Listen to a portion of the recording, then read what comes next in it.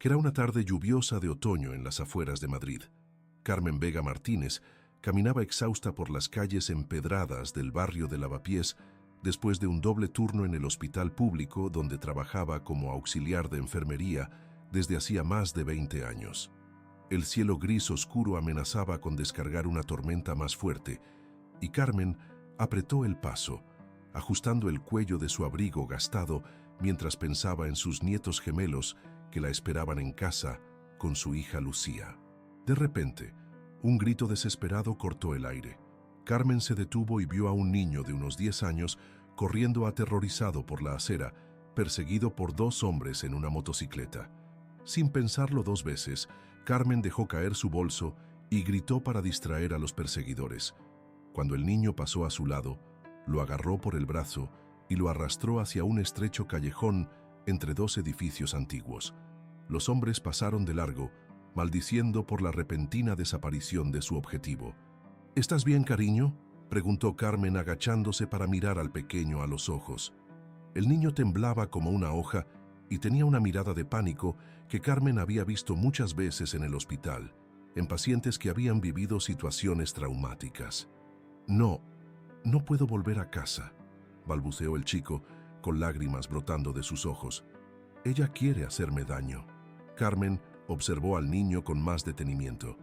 A pesar del miedo en su rostro, llevaba ropa de buena calidad, unos pantalones de pana, zapatos de cuero y un abrigo que probablemente costaba más que su sueldo mensual. No parecía un niño de la calle. «Me llamo Carmen. ¿Y tú, cómo te llamas?» «Mateo», respondió el niño entre sollozos. «Mateo Álvarez Ruiz». Un trueno retumbó sobre sus cabezas y la lluvia comenzó a caer con más fuerza. Carmen tomó una decisión rápida, la misma que había tomado tantas veces en su vida: ayudar a quien lo necesitaba, aunque eso significara complicaciones para ella. «Ven conmigo, Mateo. Te llevaré a un sitio seguro hasta que podamos aclarar qué está pasando», dijo recogiendo su bolso del suelo empapado. El apartamento de Carmen era pequeño pero acogedor, situado en un edificio antiguo del barrio de Lavapiés.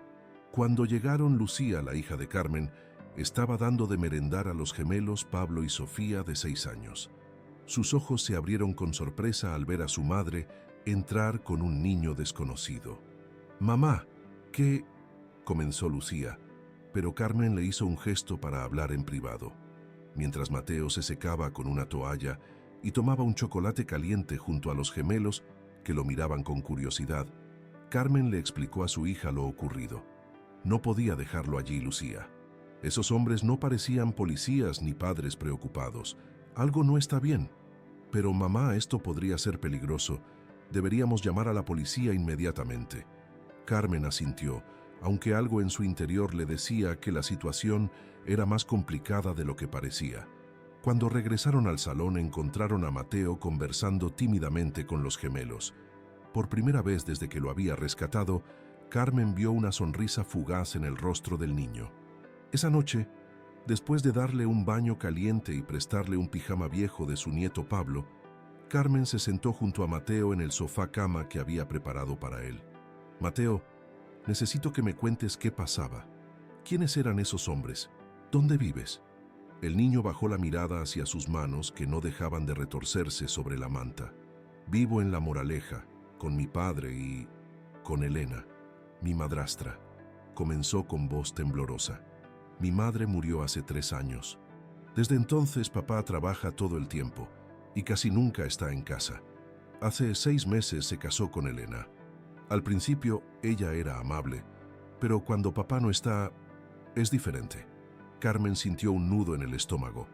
Había visto muchos casos de maltrato infantil en el hospital y sabía reconocer los signos. «Hoy escuché a Elena hablar por teléfono», continuó Mateo. «Decía que todo estaba listo para el accidente y que pronto tendrían el dinero. Luego me vio y supe que había oído algo que no debía. Salí corriendo, pero envió a esos hombres a buscarme». Carmen contuvo la respiración. Lo que Mateo describía sonaba como un plan siniestro, posiblemente dirigido contra su propio padre. Pero, ¿quién era el padre del niño? Carmen no había preguntado su apellido hasta ahora. «Mateo, ¿a qué se dedica tu padre?». Es Javier Álvarez Soto, el dueño de Álvarez Construcciones, respondió el niño con orgullo, a pesar de su miedo. Carmen casi se atragantó. Todo el mundo en Madrid conocía a Javier Álvarez, uno de los empresarios más ricos e influyentes de España. Sus proyectos inmobiliarios se extendían por toda la ciudad y más allá, y su rostro aparecía frecuentemente en revistas económicas y programas de televisión. «¿Tu padre sabe dónde estás? Debe estar preocupado», dijo Carmen, intentando mantener la calma ante esta revelación. Mateo negó con la cabeza. «Está en un viaje de negocios en Alemania. Vuelve mañana. Elena es quien debería cuidarme, pero...» Carmen tomó una decisión. «Mañana contactaremos con tu padre, pero esta noche te quedarás aquí a salvo, te lo prometo». Mientras Mateo finalmente se quedaba dormido, Carmen miró por la ventana hacia las luces de Madrid, sin poder imaginar que aquel simple acto de bondad cambiaría completamente su vida en los próximos meses. A la mañana siguiente, Carmen llamó al hospital para pedir un día libre, algo que rara vez hacía. Lucía había salido temprano para llevar a los gemelos al colegio y luego ir a una entrevista de trabajo. Carmen preparó un desayuno abundante para Mateo, quien parecía más tranquilo a la luz del día. «Tenemos que llamar a tu padre», dijo Carmen mientras servía tortilla española y pan con tomate. «Debe estar volviendo de su viaje, ¿verdad?» Mateo asintió, pero sus ojos reflejaban miedo. «¿Y si no me cree? Elena siempre es muy convincente con él. La verdad siempre sale a la luz, Mateo». «Confía en mí», respondió Carmen, aunque ella misma no estaba segura de cómo manejar la situación. Tras varias llamadas infructuosas al número que Mateo le dio, finalmente consiguió comunicarse con la secretaria de Javier Álvarez. La mujer sonaba alterada. «¿Dice que tiene al hijo del señor Álvarez? La policía ya está buscándolo. Ha habido una denuncia por secuestro». Carmen sintió que el suelo se abría bajo sus pies. No, es un malentendido. Yo ayudé al niño. Estaba siendo perseguido. Voy a transferirla directamente con el señor Álvarez», interrumpió la secretaria con tono severo. La voz de Javier Álvarez sonaba fría y controlada, pero Carmen podía percibir la tensión subyacente. «¿Quién es usted y qué hace con mi hijo?».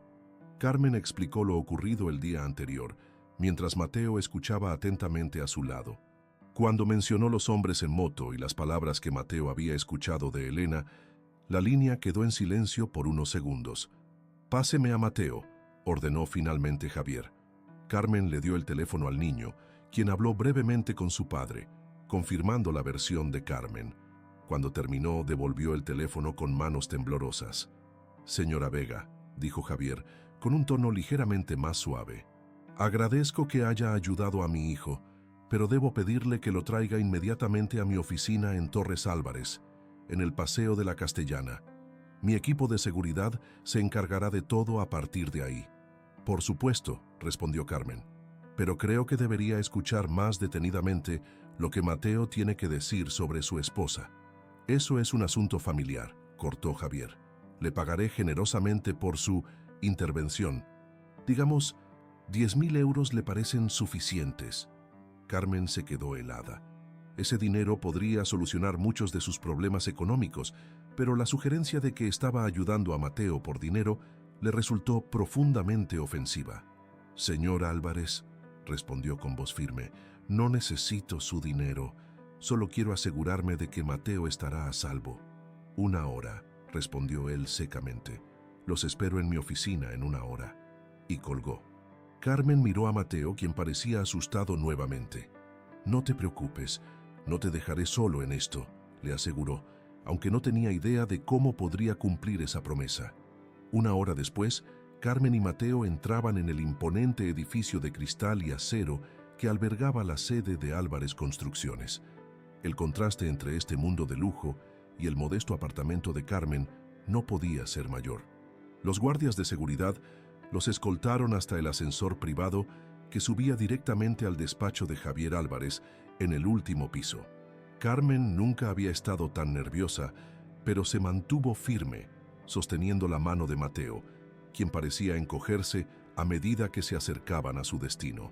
Cuando las puertas del ascensor se abrieron, se encontraron frente a un hombre alto y distinguido que Carmen reconoció de inmediato por las fotos en los periódicos.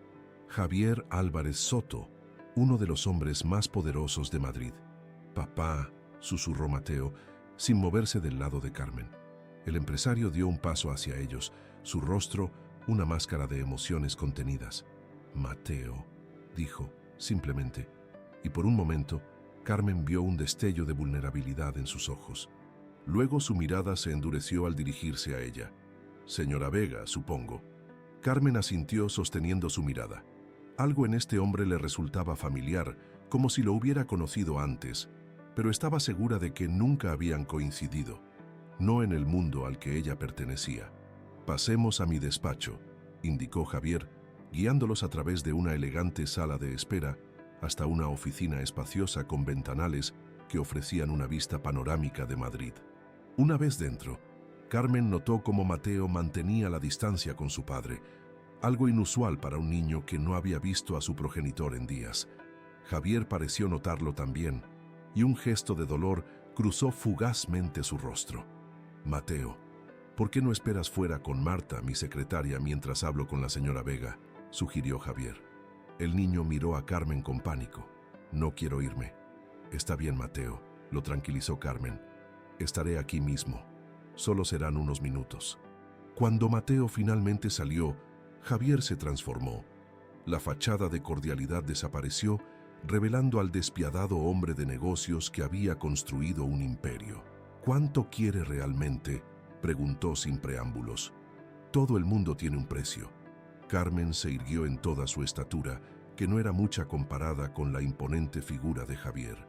«Ya le dije que no quiero su dinero, señor Álvarez. Solo quiero asegurarme de que Mateo estará bien. Su madrastra podría estar planeando algo peligroso». Javier soltó una risa seca. «Elena es una socialité que se aburre con facilidad. Mateo tiene una imaginación desbordante y probablemente malinterpretó una conversación sobre alguna fiesta o evento social». «Con todo respeto, señor Álvarez, su hijo estaba genuinamente aterrorizado. Esos hombres en moto no eran producto de su imaginación». Javier se acercó a uno de los ventanales, dándole la espalda. «He contratado detectives privados para investigar. Si hay algo irregular, lo descubriremos. Mientras tanto, Mateo volverá a casa conmigo». Carmen sintió una oleada de indignación. «¿Y lo dejará de nuevo al cuidado de Elena? Sin más. ¿Cuándo fue la última vez que pasó tiempo de calidad con su hijo, señor Álvarez?». Javier se giró bruscamente, con ira en los ojos. «No se atreva a juzgarme. Usted no sabe nada sobre mi vida ni sobre cómo crío a mi hijo. Sé que Mateo está más cómodo con una desconocida que con su propio padre», respondió Carmen con calma. «Y eso debería preocuparle más que cualquier acuerdo de negocios». Algo cambió en la expresión de Javier, como si las palabras de Carmen hubieran atravesado una armadura. Por un instante pareció vulnerable, casi humano, pero rápidamente se recompuso. «Gracias por su ayuda, señora Vega. Mi secretaria le entregará un cheque a la salida. Ahora sí me disculpa». Justo en ese momento, la puerta se abrió de golpe y Marta, la secretaria, entró con expresión alarmada. «Señor Álvarez, es Mateo. Se ha desmayado». El color abandonó el rostro de Javier. Sin decir palabra, salió corriendo hacia la sala de espera con Carmen pisándole los talones. Encontraron a Mateo tendido en el suelo, pálido y con un sudor frío cubriendo su frente. Carmen se arrodilló junto al niño, comprobando sus signos vitales con la experiencia de décadas en enfermería. «Está hipotenso y taquicárdico», murmuró, más para sí misma que para los demás. «¿Tiene alguna condición médica?». La pregunta pareció sacar a Javier de su estupor. «Sí, una enfermedad autoinmune, necesita su medicación. Dios mío, con todo esto olvidé. Tenemos que llevarlo al hospital». «¿Cuál es exactamente su condición?», preguntó Carmen mientras aflojaba la ropa de Mateo para facilitar su respiración. «Lupus infantil», respondió Javier, arrodillándose junto a ella. «Diagnosticado hace un año. Su madre, mi primera esposa, también lo padecía». Carmen asintió, conocía bien la enfermedad. «Necesitamos corticoides y probablemente inmunosupresores. ¿Cuándo fue su último brote?». Javier la miró con sorpresa. «Hace 2 meses». «¿Cómo sabe tanto?». «Soy auxiliar de enfermería desde hace más de 20 años, señor Álvarez. He visto muchos casos de lupus. Por primera vez, Javier la miró con algo parecido al respeto. La ambulancia tardará al menos 15 minutos. No tiene tanto tiempo, respondió Carmen con firmeza. Su pulso está acelerándose. ¿Tiene su medicación aquí? En casa, respondió Javier, palideciendo aún más. Entonces vamos a su casa ahora mismo, decidió Carmen. Yo me ocuparé de él en el camino. Sin esperar respuesta, Carmen tomó el control de la situación, dando instrucciones precisas mientras los guardias de seguridad llevaban a Mateo hasta el coche de Javier, un lujoso Bentley que esperaba en el garaje subterráneo. Durante el trayecto hasta La Moraleja, Carmen mantuvo a Mateo estable, monitoreando constantemente sus signos vitales mientras Javier conducía a toda velocidad. Por primera vez desde que se conocieron, estaban unidos en un propósito común: salvar a Mateo. La mansión de los Álvarez era tan impresionante como Carmen había imaginado. Una moderna construcción de líneas elegantes, rodeada de jardines perfectamente cuidados. Pero en ese momento, su atención estaba completamente centrada en el niño semi-inconsciente. ¿Dónde está su medicación?, preguntó Carmen mientras entraban a la casa. En su baño, en el botiquín, respondió Javier cargando a Mateo en brazos. Carmen subió las escaleras siguiendo a Javier hasta la habitación de Mateo, una estancia enorme decorada con juguetes caros y tecnología de última generación, pero extrañamente impersonal, como si nadie viviera realmente allí. Mientras Javier acostaba a Mateo en la cama, Carmen encontró la medicación en el botiquín. Con manos expertas, preparó una dosis de emergencia y la administró al niño. Ahora necesitamos esperar, dijo, sentándose junto a la cama y tomando la mano de Mateo. Los medicamentos deberían hacer efecto en unos minutos. Javier permanecía de pie al otro lado de la cama, observando con impotencia. ¿Cómo sabe exactamente qué hacer? Carmen sonrió levemente. Como le dije, he visto muchos casos. Además, trabajé durante 5 años en la unidad de reumatología. El lupus era nuestro pan de cada día. Un silencio incómodo se instaló entre ellos, roto solo por la respiración ahora más regular de Mateo. Finalmente, Javier habló con voz queda. Gracias, dijo simplemente. No solo por esto, por todo. Por proteger a mi hijo cuando yo no estaba. Carmen asintió, aceptando el agradecimiento. ¿Dónde está Elena ahora?, preguntó. La expresión de Javier se endureció. Supuestamente en un spa en Marbella. Pero he ordenado a mis abogados y equipo de seguridad que investiguen cada palabra que Mateo escuchó. Si hay algo de verdad en ello... Su hijo no miente, señor Álvarez, dijo Carmen con convicción. Estaba genuinamente aterrorizado. Javier se pasó una mano por el rostro, súbitamente envejecido por la preocupación. Lo sé, y eso es lo que más me asusta. En ese momento, Mateo comenzó a despertar. Sus ojos se abrieron lentamente, enfocándose primero en Carmen y luego en su padre. Una débil sonrisa apareció en su rostro pálido. «Carmen», murmuró, «¿te quedaste?» «Por supuesto que me quedé», respondió ella, apretando suavemente su mano. «Te prometí que no te dejaría solo. ¿Recuerdas?» Mateo asintió y luego miró a su padre con incertidumbre. Javier, tras un momento de vacilación, se sentó en el borde de la cama y tomó la otra mano de su hijo. «Lo siento, Mateo», dijo con voz ronca. «Siento no haberte escuchado antes. Pero ahora estoy aquí, y vamos a resolver esto juntos». Carmen observó el intercambio con una mezcla de emoción y recelo. Había visto demasiadas promesas rotas en su vida para confiar plenamente en las palabras de un hombre como Javier Álvarez. Pero por el bien de Mateo esperaba que esta vez fueran sinceras. Lo que Carmen no podía imaginar en ese momento era que este era solo el comienzo de una historia que cambiaría para siempre las vidas de todos los presentes en aquella habitación. Los días siguientes fueron un torbellino para Carmen. Después del episodio de Mateo, Javier insistió en que se quedara en la mansión para supervisar la recuperación del niño. «Solo serán unos días», le había dicho, «hasta que encontremos una enfermera especializada permanente». Carmen había accedido a regañadientes, preocupada por dejar sola a Lucía con los gemelos, pero su hija la había animado a quedarse. «Es una oportunidad, mamá. Además, los niños y yo estaremos bien». así que Carmen se instaló en una habitación de invitados más grande que todo su apartamento, sintiéndose como una extraña en aquel mundo de lujo. Durante el día, cuidaba de Mateo, cuyos ojos se iluminaban cada vez que ella entraba en su habitación. Por las noches, llamaba a Lucía para saber cómo iban las cosas en casa. Al tercer día, recibió una llamada del hospital. Su supervisor sonaba incómodo. «Lo siento, Carmen, pero no podemos seguir manteniendo tu puesto si no vuelves mañana. Hay recortes y necesitamos personal que pueda comprometerse plenamente». Carmen sintió que el suelo se hundía bajo sus pies. Ese trabajo había sido su sustento durante más de 2 décadas. «Entiendo», respondió con la voz temblorosa. «Gracias por todo». Esa tarde, mientras Mateo dormía, Carmen preparó sus cosas para marcharse. Había cumplido su promesa. El niño estaba mejor y los detectives contratados por Javier estaban investigando a Elena. Era hora de volver a su realidad. Estaba cerrando su maleta cuando Javier apareció en la puerta de la habitación.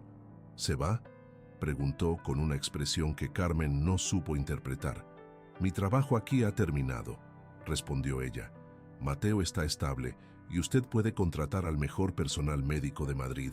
Javier entró en la habitación, observando con curiosidad la pequeña maleta donde Carmen había guardado sus escasas pertenencias. «Mateo pregunta por usted constantemente». «Es un niño encantador», sonrió Carmen. «Solo necesita más atención y cariño». Javier asintió lentamente, como considerando algo. «Me han informado que ha perdido su trabajo en el hospital». Carmen se tensó. «¿Cómo lo sabe?»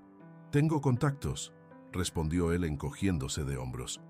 «Y también sé que su hija está buscando empleo y que tiene 2 nietos gemelos a los que ayuda a mantener». «Mi vida personal no es asunto suyo, señor Álvarez», dijo Carmen con firmeza.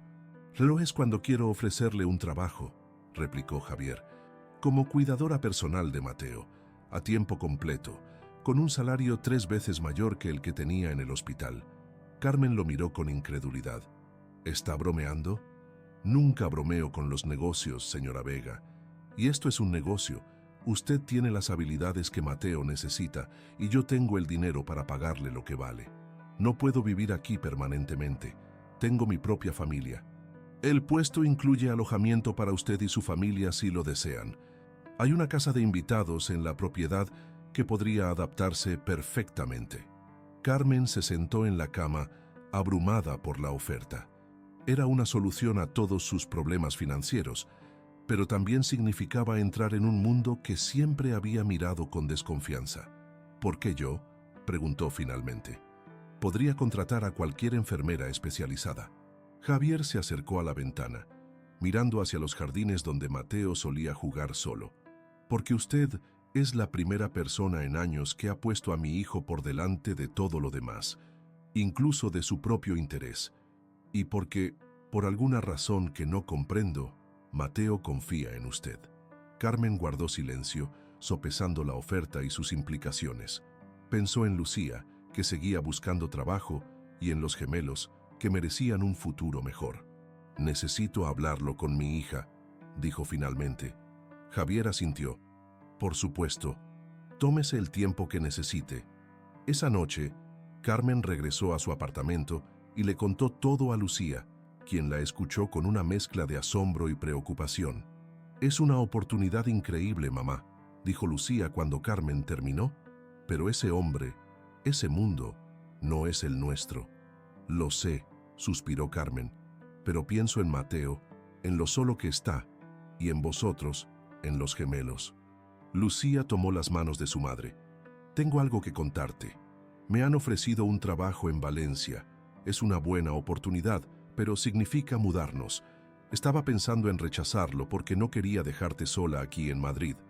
Carmen sintió una mezcla de alegría por su hija y tristeza por la posible separación. «Debes aceptarlo, cariño. Es tu momento». «Pero si aceptas el trabajo con los Álvarez», comenzó Lucía. «Entonces nos veremos cuando vengáis a Madrid o cuando yo vaya a Valencia», completó Carmen. «Ya encontraremos la manera». La decisión estaba tomada.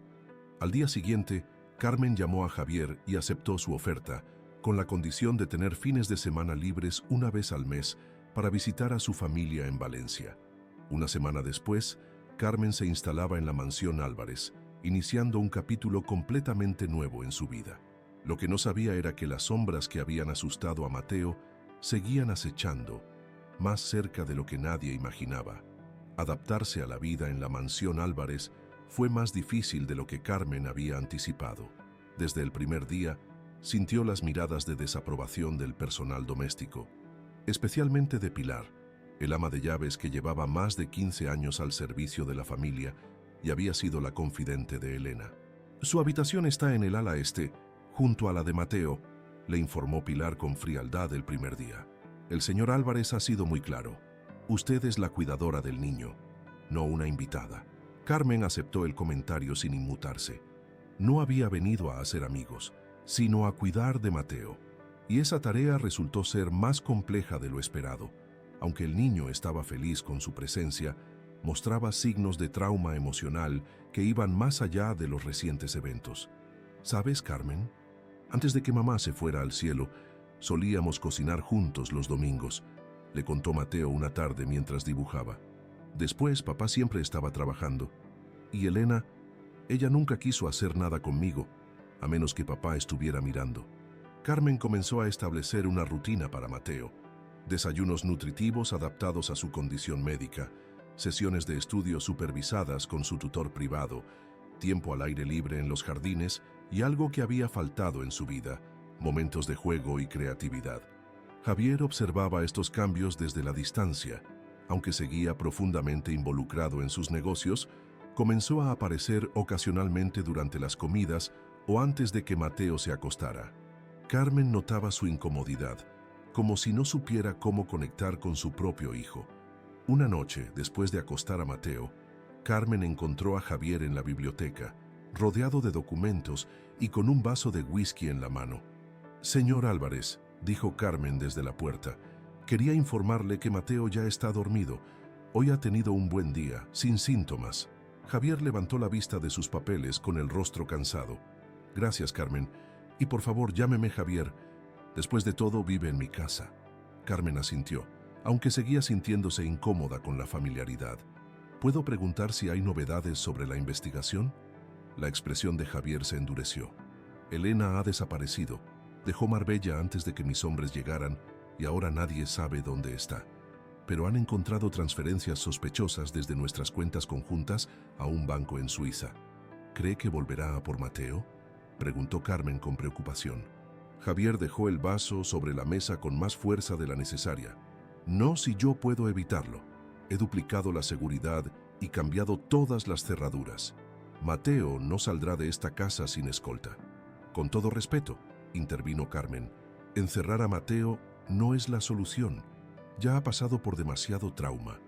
Necesita normalidad, amigos, experiencias». Javier la miró con intensidad. «¿Y si Elena intenta llevárselo de nuevo? ¿O algo peor?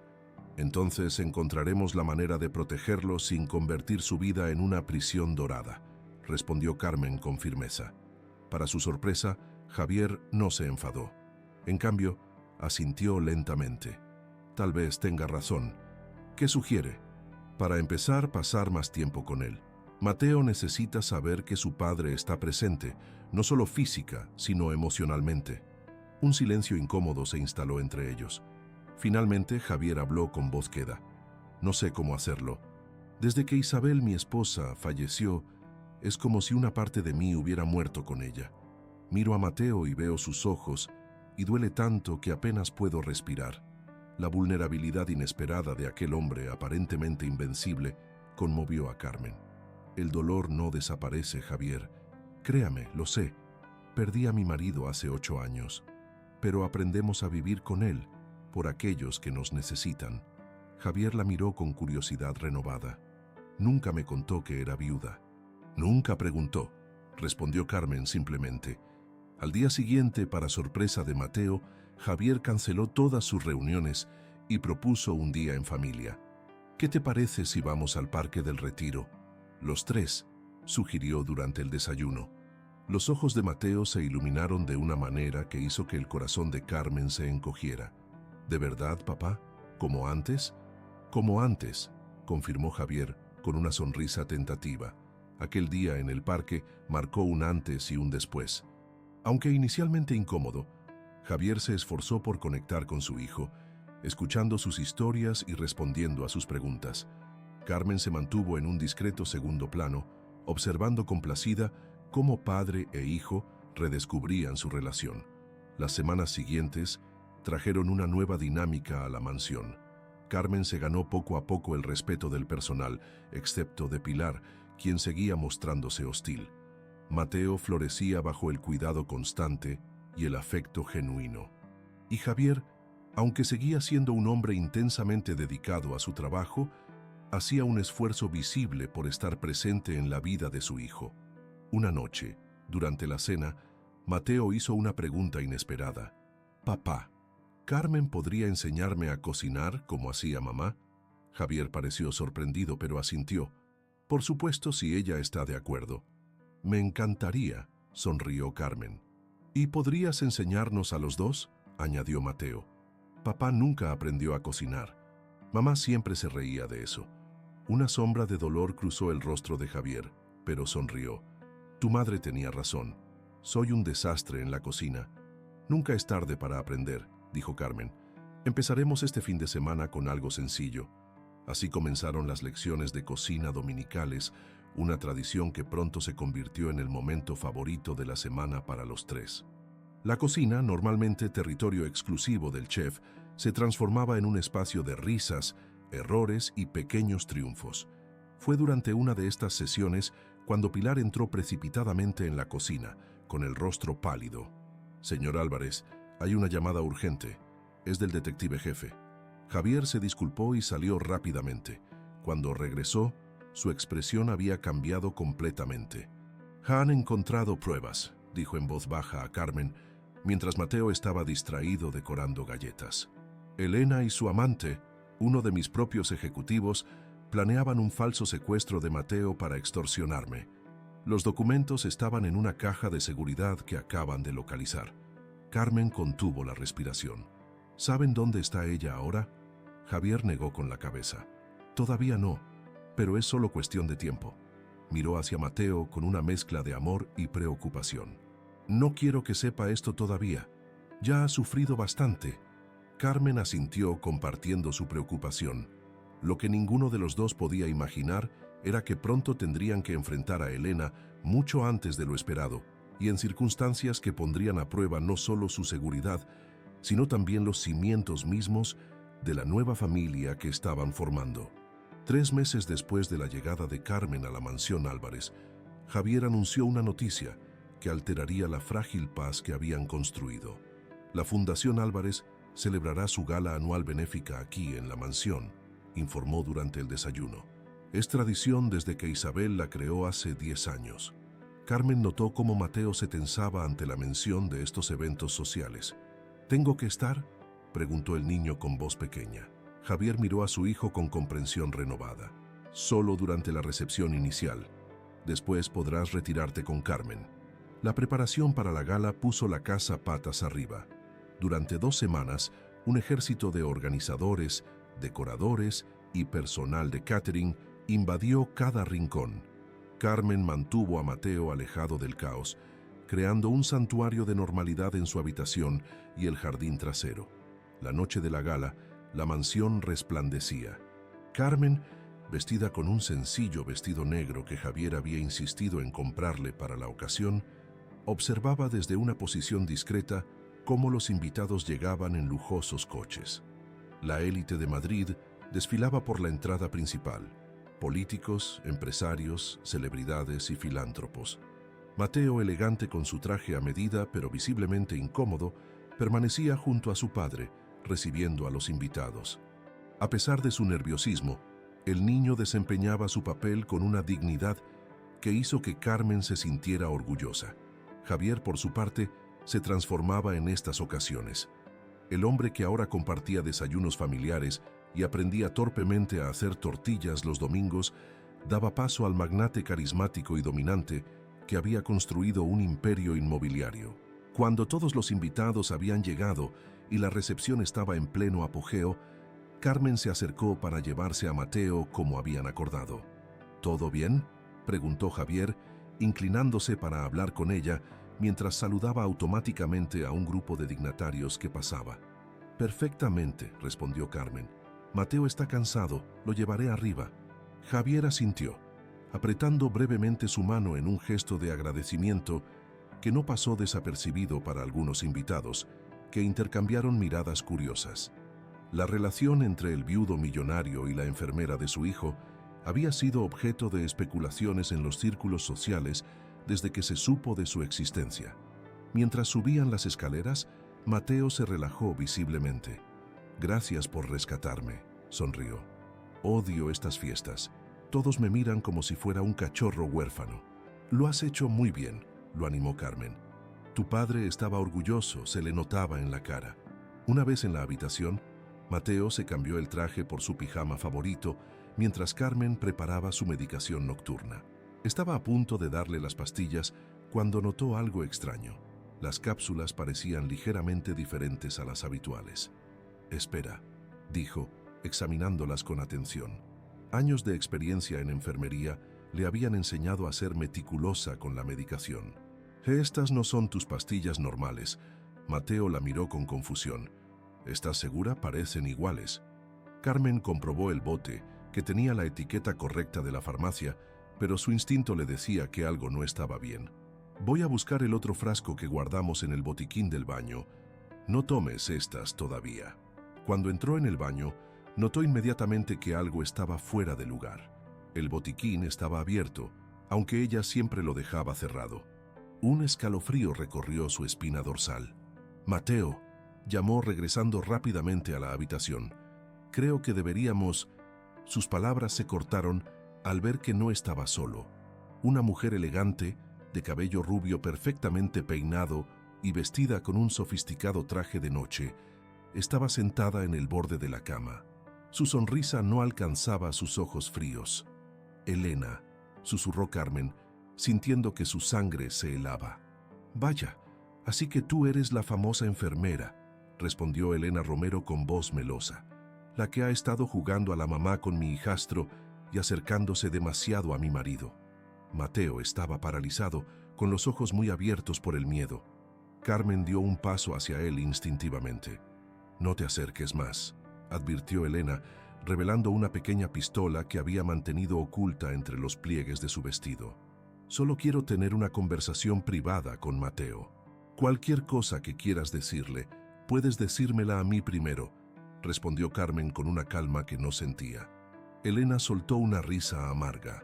«¿Sabes? No entiendo qué ve Javier en ti. Eres tan... corriente. Pero de alguna manera has conseguido lo que yo nunca pude. Que ese mocoso te quiera y que Javier te mire como nunca me miró a mí. Javier sabe lo que planeabas», dijo Carmen, intentando ganar tiempo mientras buscaba una manera de alertar a la seguridad. «Los detectives encontraron las pruebas». La expresión de Elena cambió, revelando por un momento su conmoción, pero rápidamente se recompuso. «Eso no importa ahora. Tengo algo que Javier quiere más que cualquier prueba.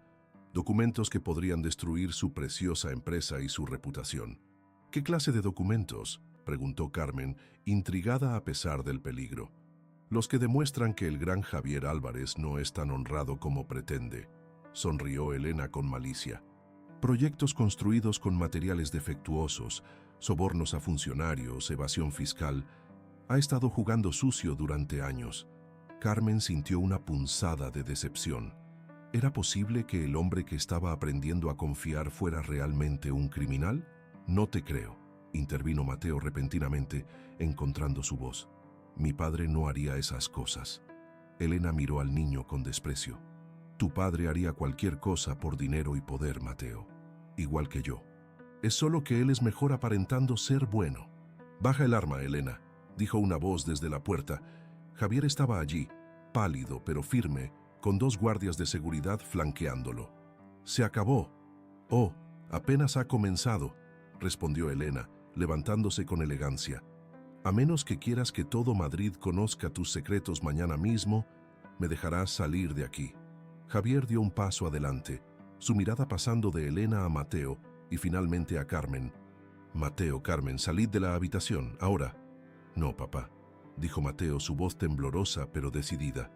«Quiero saber la verdad. ¿Es cierto lo que dice? ¿Has hecho esas cosas malas?» Un silencio pesado llenó la habitación. Javier miró a su hijo con una expresión de profundo pesar. «No soy perfecto, Mateo», dijo finalmente. «He cometido errores, algunos graves. Después de que tu madre muriera, yo perdí el rumbo. Hice cosas de las que no estoy orgulloso, pensando que era por tu futuro, por tu seguridad». Carmen observaba el intercambio con el corazón encogido. La confesión de Javier confirmaba sus peores temores, pero también mostraba algo que no esperaba: arrepentimiento genuino. «Ya ves», sonrió Elena triunfalmente, «tu padre no es mejor que yo, solo tiene más dinero para encubrir sus mentiras». «Te equivocas», respondió Javier con voz firme. «Soy responsable de mis actos y estoy dispuesto a afrontar las consecuencias». Se giró hacia los guardias. «Llamen a la policía». «¿Qué?», exclamó Elena desconcertada. «¿No serías capaz?» «Carmen me ha enseñado algo en estos meses», continuó Javier, mirando a la enfermera con intensidad, «que no hay fortuna que valga la dignidad, y que el ejemplo que le doy a mi hijo hoy determinará el hombre que será mañana». Las siguientes horas fueron caóticas. La gala se interrumpió abruptamente cuando la policía llegó. Los invitados, entre confundidos y escandalizados, fueron evacuados discretamente mientras Elena era detenida, no sin antes gritar amenazas y acusaciones. Cuando todo terminó, pasada la medianoche, Carmen encontró a Javier en la biblioteca, con la mirada perdida en el fuego de la chimenea. «Mateo finalmente se ha dormido», informó, dudando si debía entrar o dejarlo solo con sus pensamientos. «Gracias», respondió él sin apartar la vista de las llamas, «por todo». Carmen se acercó lentamente, sentándose en el sillón frente a él. «¿Qué va a pasar ahora?», preguntó. Javier suspiró profundamente. «He llamado a mis abogados. Mañana presentaré una denuncia formal contra mí mismo por las irregularidades en mis empresas. Será el fin de Álvarez Construcciones tal como existe ahora, pero es lo correcto». «Eso es valiente», respondió Carmen, genuinamente sorprendida. «¿Y Mateo?». «Esa es mi mayor preocupación», confesó Javier. «No sé cómo protegerlo del escándalo, de la vergüenza. Quizás debería enviarlo al extranjero, a un internado donde nadie lo conozca. O quizás deberías quedarte a su lado y mostrarle cómo un hombre afronta sus errores y reconstruye su vida desde la honestidad», sugirió Carmen. «Eso sería una lección más valiosa que cualquier educación en el extranjero». Javier levantó la mirada, y Carmen vio en sus ojos una mezcla de gratitud y algo más profundo que no supo identificar. «¿Te quedarás?», preguntó él. «Después de saber lo que he hecho, después de todo esto, ¿seguirás cuidando de Mateo?». Carmen guardó silencio, considerando la pregunta. ¿Podía seguir trabajando para un hombre que había admitido haber cometido actos corruptos? Pero luego pensó en Mateo, en cómo la necesitaba ahora más que nunca. «Me quedaré por Mateo», respondió finalmente, «pero con una condición, que cada paso que des a partir de ahora sea hacia la rectitud, no solo por tu hijo, sino por ti mismo». Javier asintió lentamente. «Es un trato justo». Lo que ninguno de los dos podía imaginar en ese momento era que la caída del Imperio Álvarez traería consigo no solo escándalos y pérdidas, sino también una oportunidad inesperada para la redención y para encontrar, en medio de las ruinas, algo mucho más valioso que la fortuna perdida. Los días que siguieron a la detención de Elena y la confesión pública de Javier fueron un verdadero torbellino. Madrid despertó con titulares sensacionalistas sobre la caída del Imperio Álvarez. «Magnate inmobiliario confiesa fraude. El escándalo que sacude los cimientos de la capital». La mansión, antes símbolo de opulencia y poder, se convirtió en una especie de fortaleza sitiada. Periodistas y fotógrafos acampaban en las puertas, esperando captar cualquier movimiento. La mayoría del personal había dimitido, incapaces de soportar el escrutinio mediático o simplemente desencantados con su empleador caído en desgracia. Carmen mantuvo a Mateo alejado de las ventanas y la televisión, creando un refugio en sus habitaciones donde pudieran continuar con sus rutinas. El niño, inicialmente conmocionado por los eventos, mostraba una resiliencia que sorprendió a Carmen. ¿Mi papá irá a la cárcel?, preguntó una tarde mientras dibujaba. Carmen eligió sus palabras con cuidado. Tu padre está cooperando con las autoridades, ha reconocido sus errores y está intentando repararlos. Eso es importante y los jueces lo tendrán en cuenta. Mateo asintió pensativamente. Elena era mala, pero tenía razón en una cosa. Mi papá hizo cosas incorrectas. Todos cometemos errores, Mateo, respondió Carmen. Lo importante es aprender de ellos y tratar de ser mejores. Tu padre está intentando hacer precisamente eso. Mientras tanto, Javier pasaba largas horas con abogados, fiscales y antiguos socios. El proceso legal avanzaba rápidamente debido a su cooperación, pero las consecuencias económicas eran devastadoras. Las acciones de sus empresas se desplomaron, los inversores retiraron su apoyo y los proyectos en marcha quedaron paralizados. Una semana después del escándalo, Javier reunió a los pocos empleados que quedaban, incluida Carmen, en la biblioteca. La situación es grave, anunció con franqueza. Las cuentas de la empresa han sido congeladas y la mansión y otros bienes personales serán embargados como parte del proceso. Tenemos que abandonar esta casa en 15 días. Un murmullo recorrió la sala. Carmen observó cómo el rostro siempre controlado de Javier mostraba por primera vez verdadero miedo. He conseguido proteger algunos fondos para vosotros, continuó. Recibiréis una indemnización justa. En cuanto a Mateo y a mí, tenemos que empezar de nuevo. Después de la reunión, Javier le pidió a Carmen que se quedara. Entenderé si quieres irte ahora, dijo. No puedo seguir pagándote como antes y el futuro es incierto. Carmen lo miró directamente a los ojos. ¿Dónde iréis, Mateo y tú? Javier soltó una risa sin humor. Tengo un pequeño apartamento en Chamberí que compré hace años a nombre de mi madre. Nunca lo vendí por razones sentimentales. No es gran cosa, pero es lo único que no pueden quitarme. Entonces iré con vosotros, decidió Carmen. Mateo me necesita, especialmente ahora. La gratitud en los ojos de Javier fue tan intensa que Carmen tuvo que apartar la mirada, incómoda con la intimidad del momento. La mudanza al apartamento de Chamberí fue un cambio radical. Del lujo desmedido de La Moraleja, pasaron a un espacio modesto de 3 habitaciones en un edificio antiguo pero digno. Carmen ayudó a Mateo a adaptarse, convirtiendo el proceso en una especie de aventura. «¿Qué es como ir de camping?», le dijo mientras desempacaban las pocas pertenencias que habían podido traer. «Tenemos lo esencial y estamos juntos. Eso es lo que importa».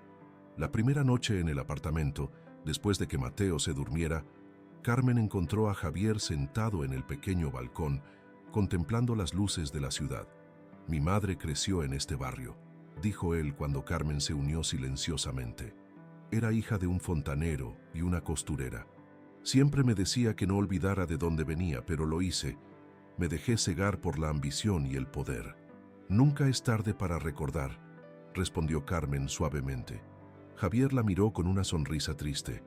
«Mi abogado dice que evitaré la cárcel gracias a mi cooperación, pero la multa consumirá casi todo lo que me queda. Estoy prácticamente arruinado».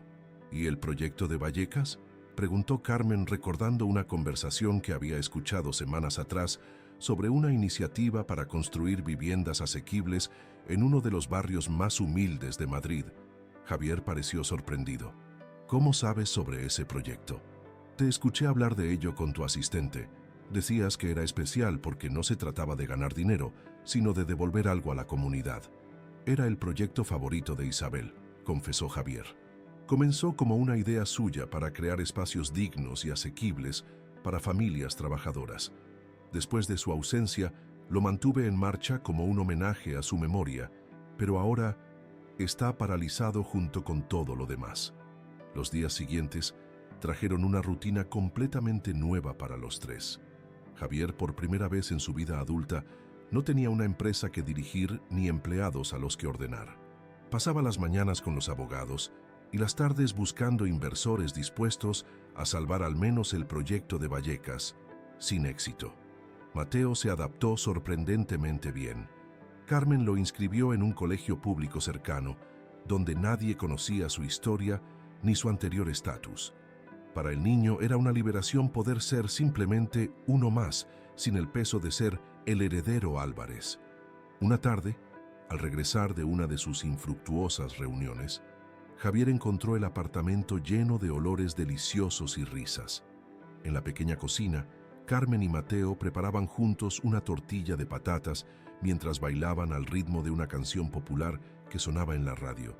«Papá», exclamó Mateo al verlo, «Carmen me está enseñando a cocinar como lo hacía la abuela. Dice que recetas como estas son patrimonio cultural». Javier se quedó en el umbral, observando la escena con una mezcla de emociones. «Mi madre solía hacer tortilla todos los domingos», recordó con nostalgia. «Era la mejor del barrio». «Pues ahora es el turno de tu hijo», sonrió Carmen, pasándole a Mateo la espátula para que volteara la tortilla. «Y por lo que veo tiene talento». Aquella noche, mientras cenaban la tortilla de Mateo, ligeramente quemada pero hecha con tanto amor que nadie se atrevió a criticarla, Javier pareció más relajado que en semanas. «He estado pensando», dijo mientras recogían los platos. «Quizás deberíamos invitar a Lucía y los gemelos a pasar un fin de semana con nosotros. Sé que los echas de menos, Carmen». La propuesta tomó a Carmen por sorpresa. Era cierto que extrañaba terriblemente a su hija y nietos, especialmente ahora que su situación económica les impedía viajar a Valencia tan a menudo como había planeado. «Sería maravilloso», respondió, conmovida por el gesto. «Pero el apartamento es pequeño. Nos apretaremos», sonrió Javier. «Es lo que hacen las familias, ¿no? Hacer espacio para los que importan». Esa simple frase resonó profundamente en Carmen.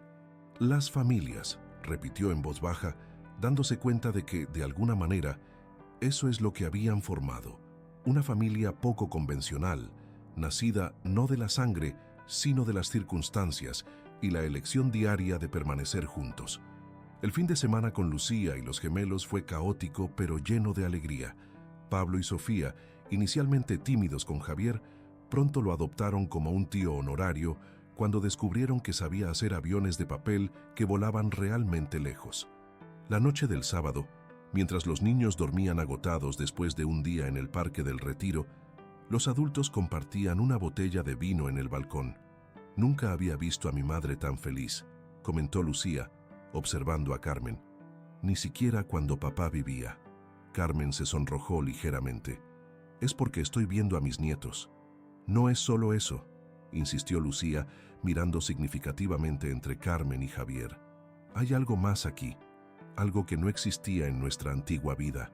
Esa misma noche, después de que Lucía se retirara a dormir, Carmen y Javier se quedaron solos en el balcón. Un silencio cómodo se instaló entre ellos, hasta que Javier habló. «¿Sabes? Lucía tiene razón. Hay algo aquí que no teníamos antes, a pesar de todo el dinero y el lujo». Carmen lo miró esperando que continuara. «Autenticidad», dijo él finalmente. «Por primera vez desde que Isabel murió, siento que estoy viviendo una vida real, no solo interpretando un papel». Carmen entendió exactamente a qué se refería. A veces necesitamos perderlo todo para encontrar lo que realmente importa. Sus miradas se encontraron y por un momento pareció que había más que decir, pero el sonido de pasos pequeños los interrumpió. «No puedo dormir», anunció Mateo apareciendo en pijama.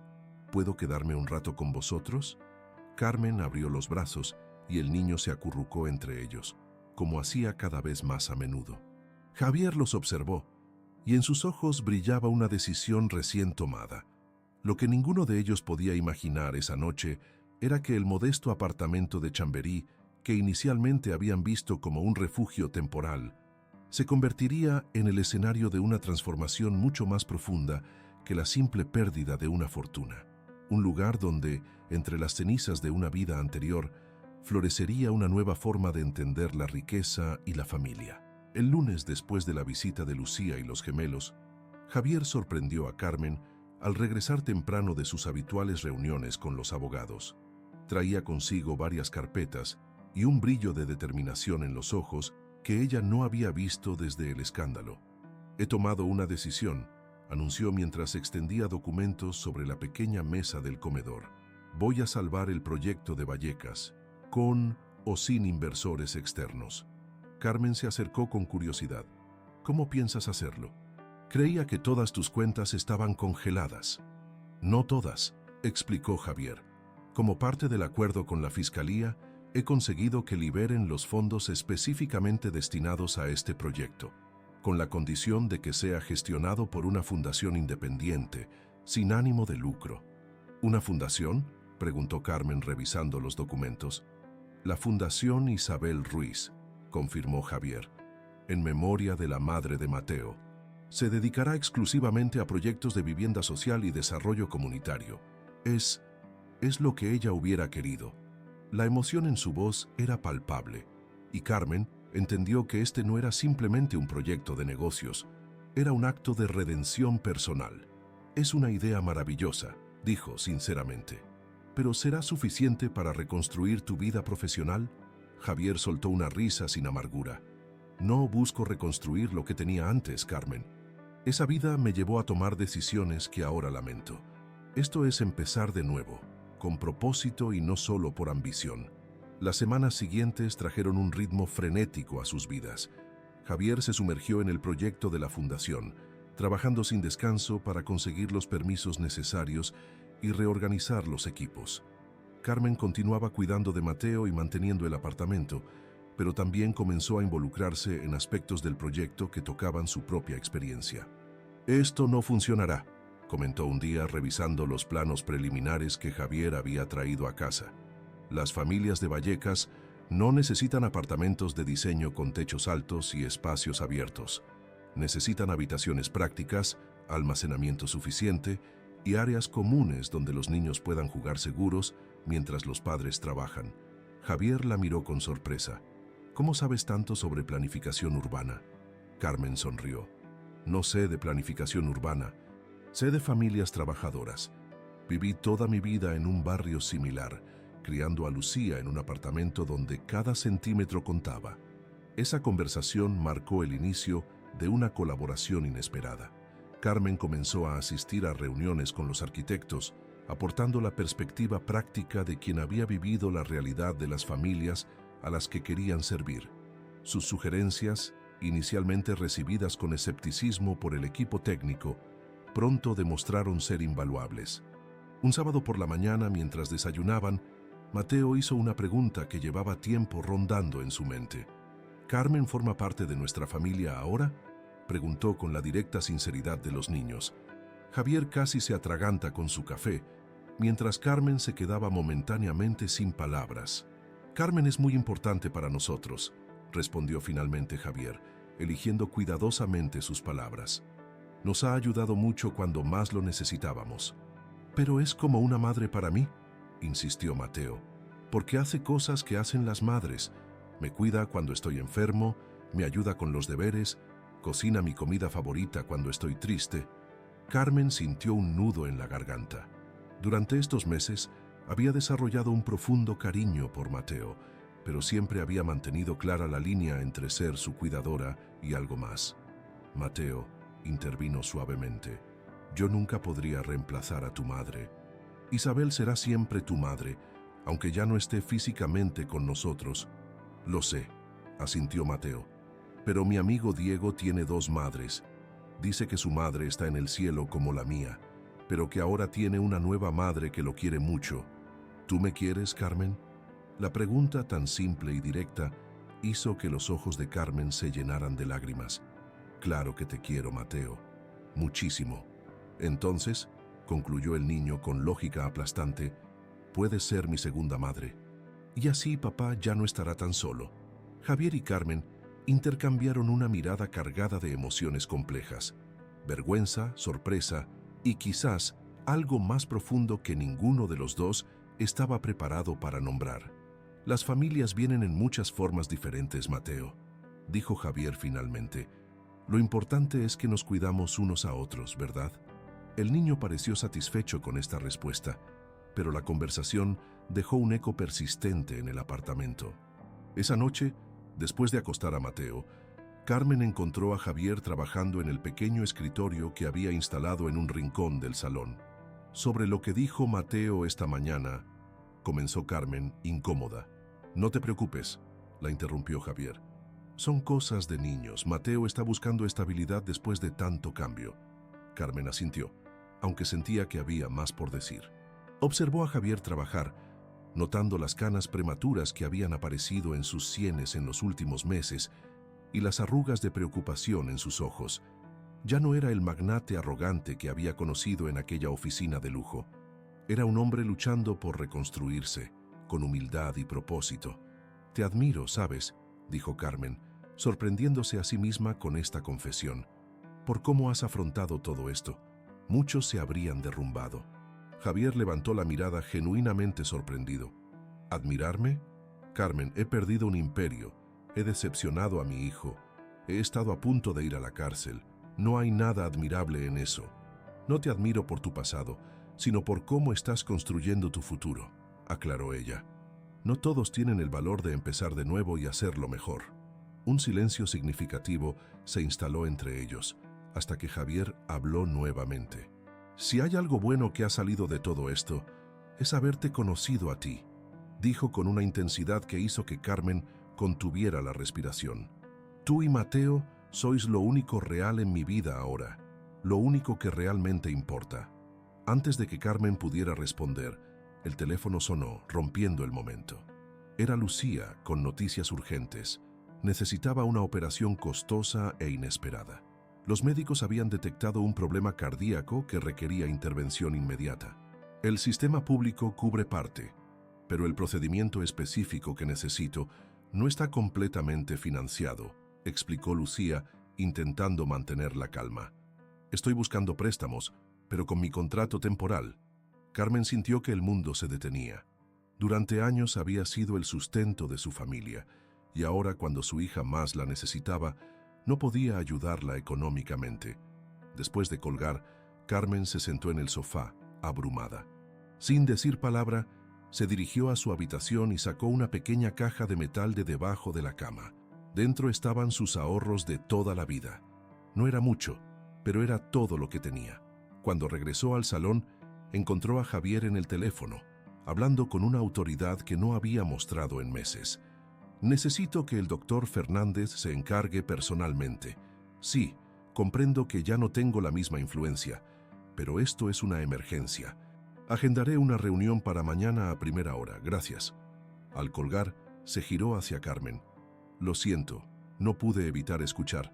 He llamado a un amigo en la clínica Ruber. El doctor Fernández es el mejor cardiólogo de Madrid. No puedo pagar eso, Javier, dijo Carmen con voz temblorosa, mostrando su modesta caja de ahorros. Esto es todo lo que tengo. Javier se acercó y, para su sorpresa, tomó sus manos entre las suyas. Carmen, después de todo lo que has hecho por Mateo, por mí, por favor, déjame hacer esto. Aún tengo algunos recursos, contactos. Puedo conseguir que la atiendan los mejores especialistas. No puedo aceptarlo, insistió Carmen, aunque el miedo por su hija era evidente en sus ojos. No es caridad, aclaró Javier. Es familia, como dijiste, las familias vienen en muchas formas diferentes, pero todas se cuidan mutuamente. Esas palabras que retomaban la conversación con Mateo quebraron las últimas resistencias de Carmen. Con lágrimas en los ojos asintió, aceptando la ayuda que nunca hubiera imaginado recibir del hombre al que una vez había juzgado tan duramente. Lo que ninguno de los dos podía prever era que esta crisis, como tantas otras que habían enfrentado, no sería un punto final, sino un puente hacia una nueva etapa en su relación. Una etapa donde los roles de empleador y empleada, de rico y trabajadora, se disolverían completamente para dar paso a algo mucho más profundo y genuino. La operación de Lucía fue un éxito. Gracias a los contactos de Javier, recibió la atención de los mejores especialistas en